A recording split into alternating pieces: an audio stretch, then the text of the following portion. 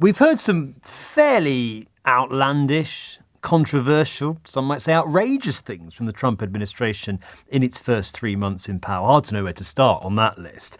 And yet something on the front page of the Times newspaper this morning, I think, for me at least, right up there with the most absurd and egregious things that have come out of Donald Trump's mouth and those of his top team. His envoy to Ukraine suggesting this morning in an interview with the Times that that country should be partitioned, quote, almost like Berlin after World War II, as part of a peace deal. General Keith Kellogg is his name, and under his proposal, British and French troops would help control the west of Ukraine as part of what he calls a reassurance force, while Vladimir Putin would be rewarded for his illegal invasion, his barbarity, his war crimes, his extreme violence, by being allowed to keep pretty much all of eastern Ukraine. Between those two regions would be a 18-kilometre demilitarised zone, a bit like the one between North Korea and South Korea. And that is something that, according to Keith Kellogg, Russia would be happy with and America would be too, which sounds an awfully lot to me, not like a peace deal, but like forcing Ukraine into a devastating, pretty much unconditional surrender that does absolutely nothing but give Vladimir Putin everything he sees by force and a huge reward for the invasion that he launched in Ukraine. Is this not a sign that Donald Trump isn't really serious about a lasting peace? He isn't really serious about standing up to Putin. He is absolutely willing to give the Russian dictator pretty much everything he wants on a nice engraved White House silver platter. How should the UK respond to this latest proposal from the US to carve up Ukraine, quote again, almost like Berlin after World War II, as part of a deal? And I'm interested in your thoughts as well on this suggestion that the UK and France should put boots on the ground in western Ukraine to help keep the peace. Because what happens if Russia crosses that demilitarised zone, as it's quite possible given Putin's record it might? Should British troops fire back? Is it us and the French that are now tasked with securing Western European security from Putin's sort of whims? Worrying that, isn't it? Because what happens if a Russian crosses the zone, British troops open fire, Britain is therefore basically engaged in direct violence with Russia? Is that something that might make you pause for thought? I'm interested in your thoughts on that too, as well as the sort of main point of whether this is another sign that the type of peace that Donald Trump wants to negotiate in Ukraine would be an absolute disaster, not just for that country, I would suggest, but for the rest of Europe as well. That number once more, 0345 6060 973 is the number to call. You can WhatsApp the same number, text 84850 if you prefer, or this morning say, Alexa, send a comment to LBC. We'll talk to a former spokesperson for NATO in just a moment. First, though, delighted to be joined this morning by Kira Rudik, a member of Ukrainian Parliament and leader of Ukraine's Holos Party. Kira, very good morning to you.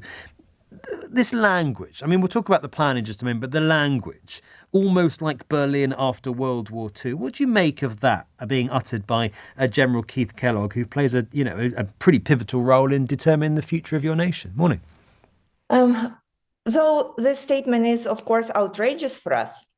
It's actually pretty interesting to watch how President Trump has gotten himself into the situation he's at, saying that Putin respects him, Putin likes him, and this is why he will agree on something with him. But the truth is, in reality, Russian and American negotiating groups were not even able to go out with the same press conference and like with the similar statements. They were actually talking about pretty opposite things. Russia didn't agree to ceasefire, and up till this point, their attacks on peaceful cities at the battlefield continue.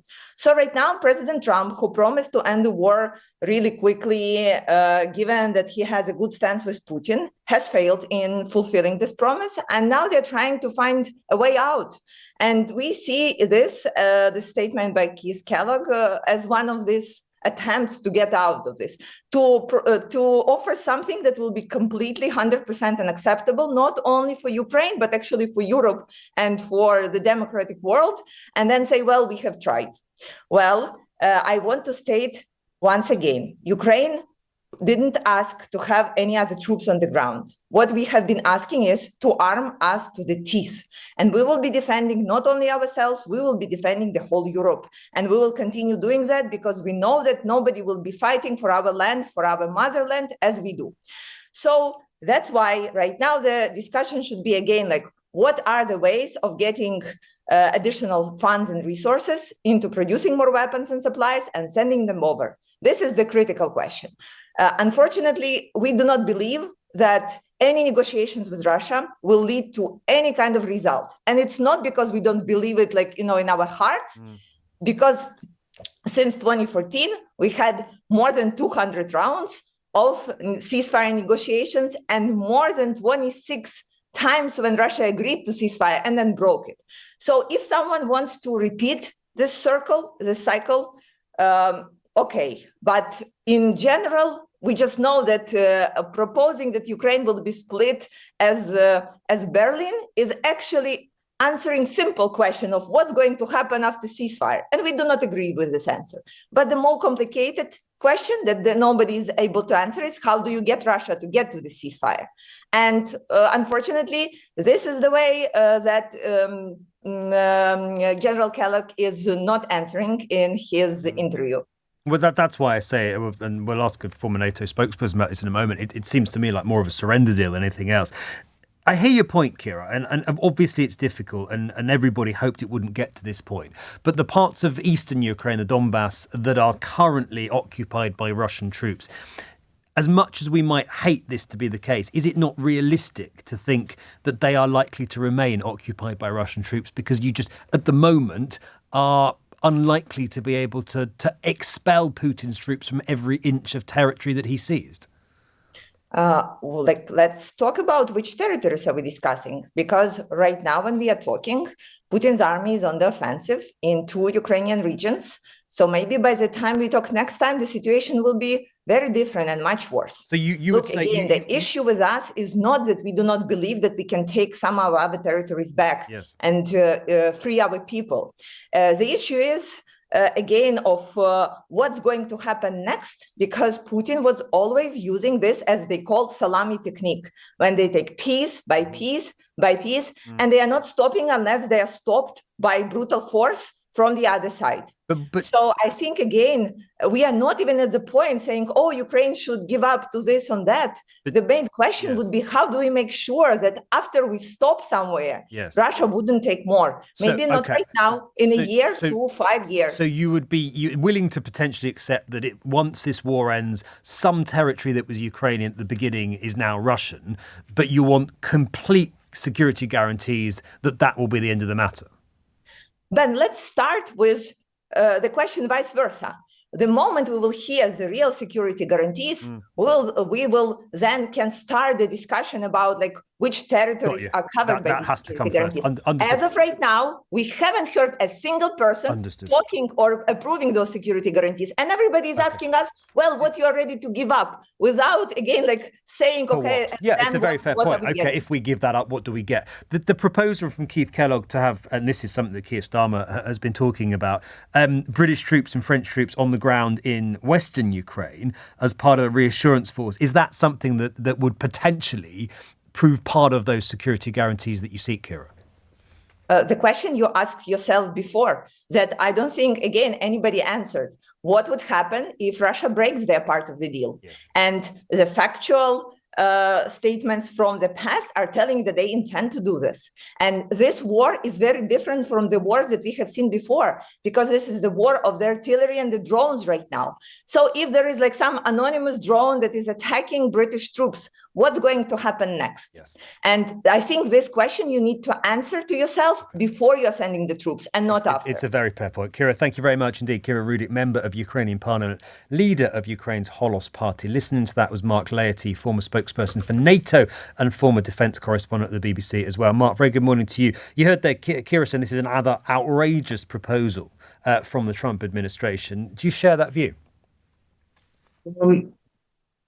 Keith Kellogg is the closest that the Ukrainians have to a friend in the Trump administration.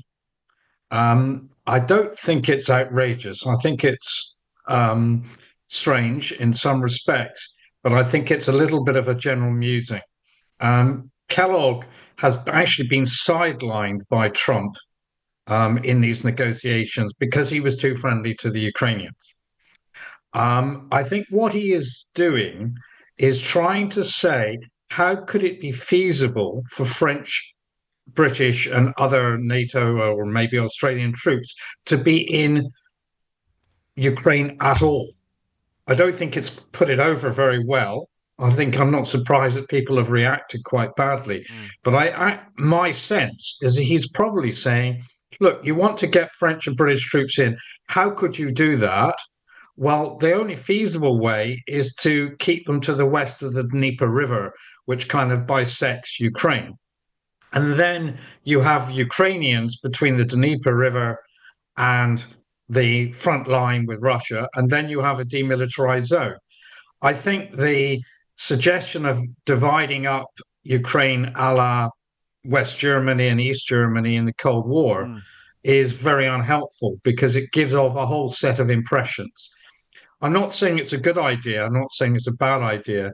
What I think Kellogg is trying to do is to say, how could it be feasible to get troops on the ground at all in a way that might be acceptable to the Ukrainians and the Russians? On that element then, Mark, would it be a good idea in your view to have British, French, potentially other allied troops on the ground in Ukraine at all? Because a lot of people in this country, I think, will be concerned that that could quite easily drag us into a direct war with Russia. I think on basis, yes. But there's an awful lot of questions over would it be a deterrence force? Would it be a reassurance force?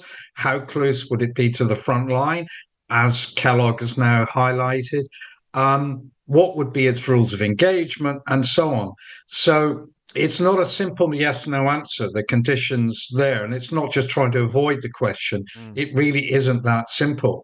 But I think what the previous speaker, the Ukrainian parliamentarian, highlighted is critical. If there is to be any ceasefire at all, then it has to be done in a way that means that it can't easily be broken. Yes. And that means that along with any insertion of forces, you have to give Ukraine the ability to defend itself, because where she's 100% right is the Ukrainians will be attacked again by the Russians if the Russians think they can get away with it. So for the Russians, any ceasefire will be a pause between the next offensive.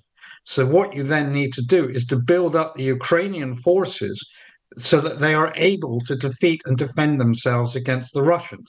We've already seen they've done a pretty good job after the offensive in 2022. They need to be built up far, far more. The ultimate deterrence force against a future conflict is Ukrainians. It's not us. Okay, really interesting. Mark, appreciate your time. Thank you. Mark Laity, former spokesperson for NATO, former defence correspondent for the BBC. What do you make of how Donald Trump and his team are handling this attempt to bring an end to the war in Ukraine? Do you trust them to get a deal that works for us and other allies of Ukraine, or do you think they're far more likely just to surrender to Vladimir Putin?